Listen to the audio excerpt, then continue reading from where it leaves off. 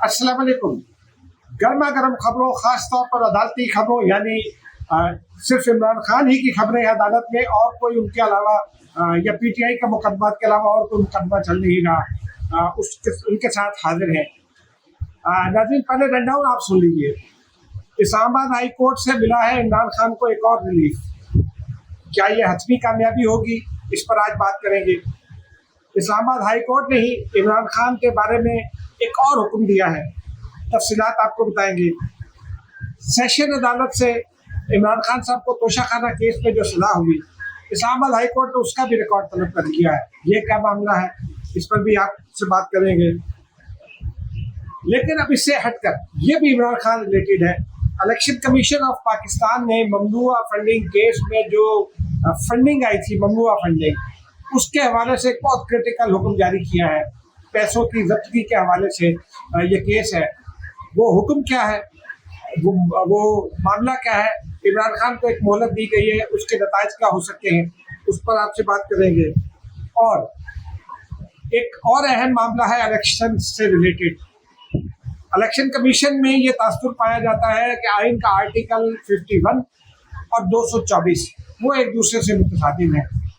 इसी में निगरान वज़ीर-ए-आज़म की तकर्री का भी मामला है। अनवारुल हक निगरान वज़ीर-ए-आज़म हो गए, उसी से पहले बात कर लेते हैं। नाज़रीन, अनवारुल हक काकड़ काफ लीग में रहे, बलूचिस्तान हुकूमत में वज़ीर दाखिला रहे, फिर सेनेटर बने, आज़ाद सेनेटर मुंतखब हुए, लेकिन बलूचिस्तान अवामी पार्टी जब बनी तो उसका हिस्सा बन गए और इस वक्त वो बलूचिस्तान अवामी पार्टी के उहदेदार भी हैं, सेनेटर भी हैं। अनवारुल हक काकड़ का नाम कहीं ज़ेर गौर नहीं था।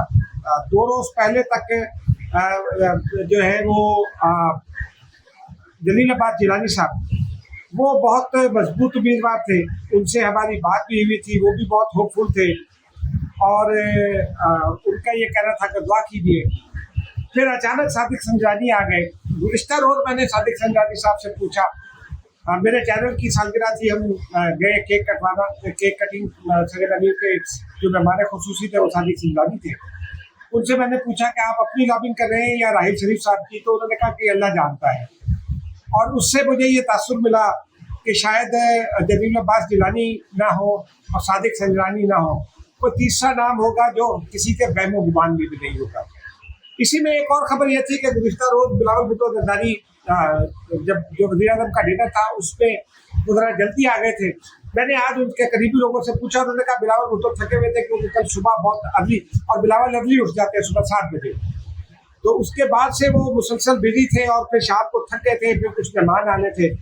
लेकिन उसमें एक खबर जिसकी तस्दीक या तरदीद कोई नहीं करा, वो हमारे ज़राए ने ये बताया कि जब निगरान वज़ीर-ए-आज़म का नाम था तो फिर उस पार्टी का ये मौक़िफ़ था कि ये मजलिस में या किसी जलसे में ये फैसला नहीं हो सकता।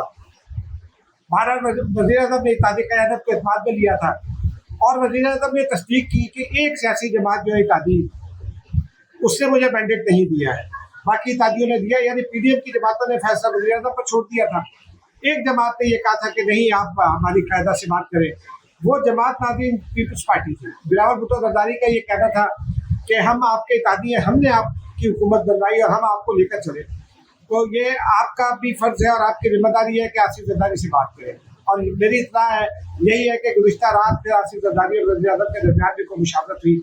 अनवारुल हक काकड़ और आसिफ जरदारी के भी बहुत करीब है, लेकिन ये अभी इल्म नहीं हुआ कि ये नाम पीपल्स पार्टी ने दिया या राजा रियाज ने, क्योंकि अनवारुल हक काकड़ किसी और के बहुत करीब समझे जाते हैं।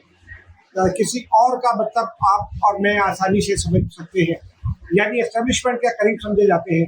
और ये तासुर भी था कि अनवारुल हक काकड़ जो है वो या कोई भी और जो भी आएगा वो फैसला पिंडी करेगा। ऐसा तो नहीं हुआ, फैसला तो इस्लामाबाद में हुआ, लेकिन पूरा फाल उनके नाम निकला जो नून लीग के भी करीब है, उनकी रिस्पेक्ट है नून लीग में, आसिफ जरदारी के भी बहुत करीब है और पिंडी के लिए भी काबिल कबूल है। बहरहाल अब आते हैं नाज़रीन निगरान हुकूमत की तकर्री के साथ इलेक्शन पर।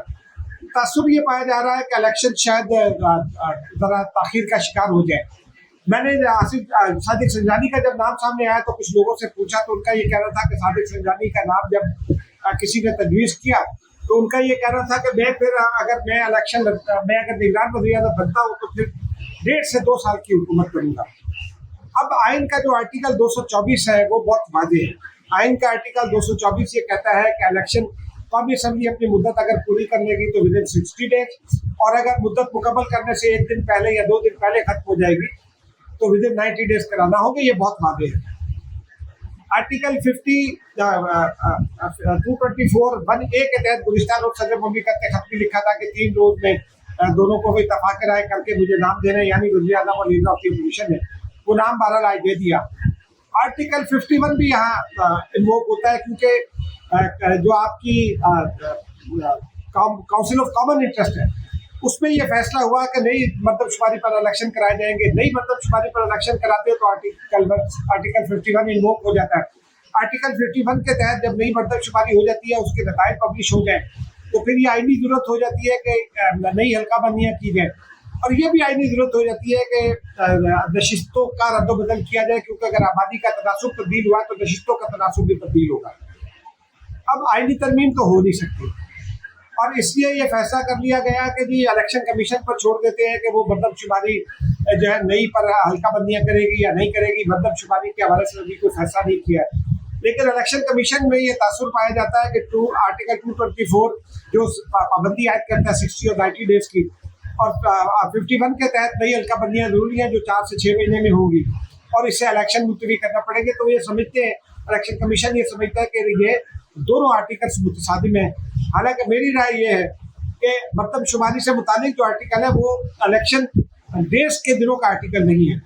मरदमशुमारी आपको मुकर्रर वक्त के बाद करानी होती है, उस मुकर्रर वक्त में आप मरदमशुमारी कराएं नहीं कराएं तो ये आपके खिलाफ आपकी गलती है, यानी रियासत पाकिस्तान की, हुकूमत पाकिस्तान की। तो नहीं भी तो ठीक है, उसका जिम्मा हुकूमत का है, तो आप ये फिर तसादुम नहीं होगा। लेकिन अब देखते हैं इस हवाले से क्या सूरत सामने आती है।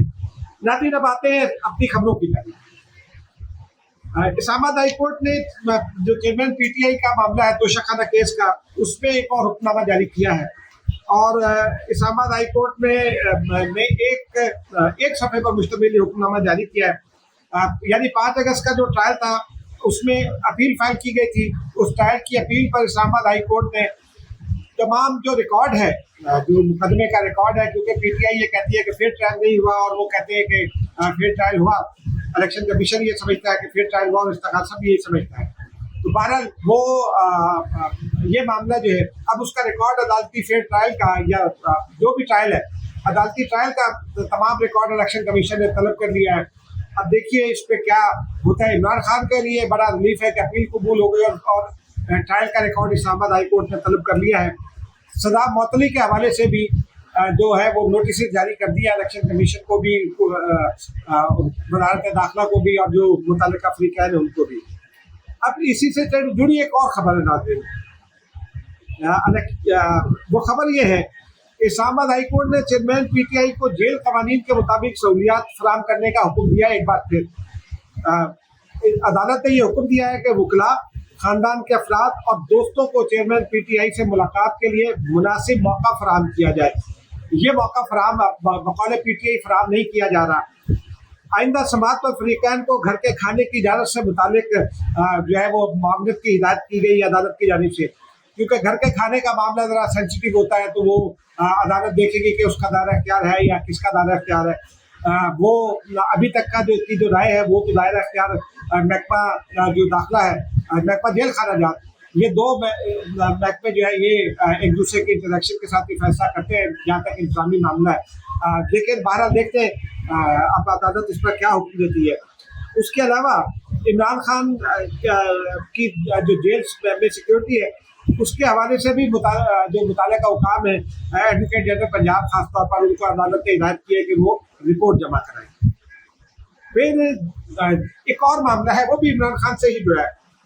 आपको याद होगा जज दिलावर के बारे में पीटीआई ने जाली पोस्टरों का मामला किया था उनके फेसबुक अकाउंट से।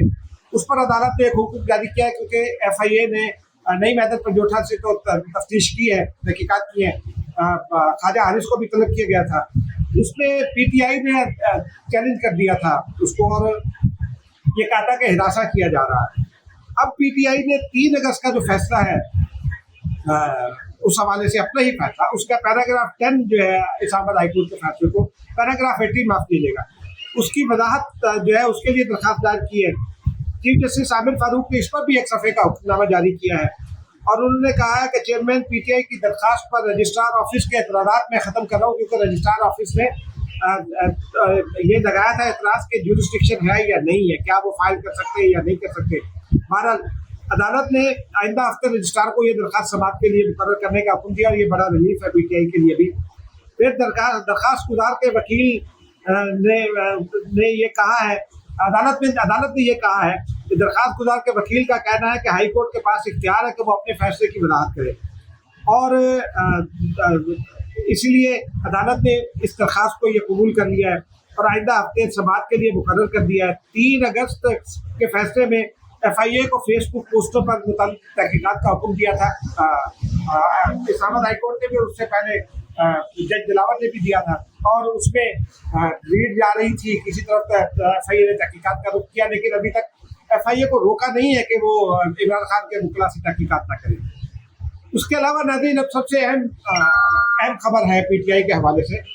खबर यह है कि इलेक्शन कमीशन ऑफ पाकिस्तान में ममनुआ फंडिंग केस, आपको याद है ये बहुत संजीदा केस है, मैंने बारहा इस जानिब इशारा भी किया है। ममनुआ फंडिंग केस में इस्लामाबाद हाई कोर्ट में माफ कीजिएगा, इलेक्शन कमीशन ऑफ पाकिस्तान में एक मुकदमा चल रहा है कि क्यों ना वो जो ममनुआ फंडिंग है उसको जब्त कर लिया जाए। पीटीआई इसके ऊपर बार बार वक्त मांग रही थी, 7, 8, 10 समातें गुजर गई है, पीटीआई पेश नहीं हो रही, इस पर वक्त मांग रही है।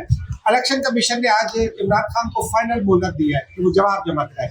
इलेक्शन कमीशन ने अपने हुक्म में ये कहा है कि वक्त ज़ाय किया जा रहा है और वक्त को गुजारा जा रहा है, पीटीआई पेश नहीं हो रही, लेकिन अब ये फाइनल हुक्म दे दिया गया है कि पीटीआई अगली समाअत पर जो है वो जवाब पेश करे कि क्यों ना ये फंड जब्त कर लिया जाए। नाज़रीन, अगर ये फंड जब्त हो गया, यानी जो फॉरेन फंडिंग आई है गैर मुल्कियों से, अमेरिकन नेशनल से, उसमें चंद भारतीय बाशिंदे हैं, एक आध यहूदी बाशिंदा है, तो अगर उनसे ये फंडिंग आई और वो जब्त हो रही है और ये बहुत संजीदा मामला है, ये इसको हल्का नहीं लिया जाए, ये बहुत ही संजीदा मामला है। पीटीआई पर भी पाबंदी आयद हो सकती है, लेकिन इमरान खान पर पाबंदी आयद हो सकती है।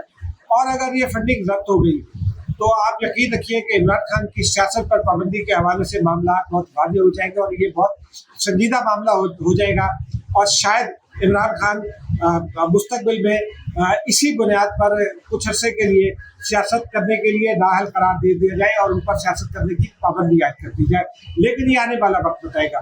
नाज़रीन, मुझे इजाज़त दीजिए, खुदा हाफ़िज़।